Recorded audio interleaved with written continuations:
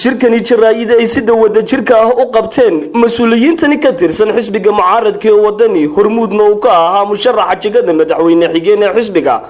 diblomaasi sare danjir ambassador Maxamed Cali oo Cabdi hogaamiyaha xisbigaasi Xirsi Cali Xaaji Xasan iyo xildhibaan Cali Aareeye iyo qaar ka tirsan saraakiisha ugu sareeya xisbigani ayaa shacbiga ku dhaqan deegaanada galbeedka Soomaaliland ku booriyay inay qaataan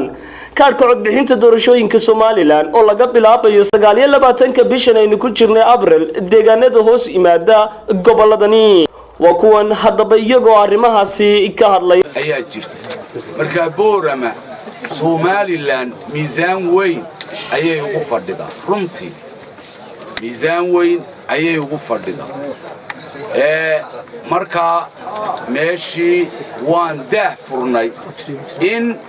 diiwaangelintii ay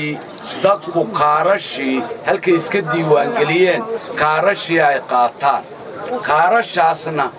ay noqdaan kuwa berri doorashadu bisha 3 November Soomaa Ismaano 13 November ay ku dhacay doorashada lagu galay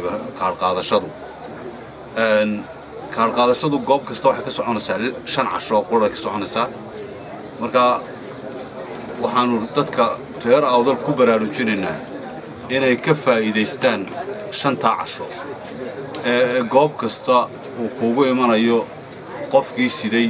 tiimkii groupkii siday kaadharku maran lahayn bay muhiim u tahay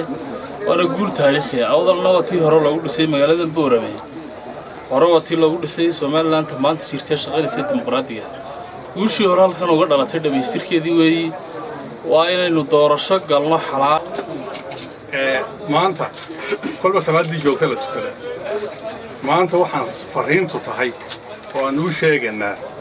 gobolada laga bilaabay dhamaantood gaar ahaan gobolka awdal iyo Selad 5 cisho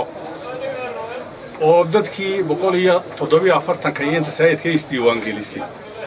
intooda badani 5 cishay haystaan halkii ay ka qaatay iska diiwaangeliyeen inay ka qaataan kaar Jaamac Xuseen Jaamac Dude Somali Cable TV gobolada galbeedka Somaliland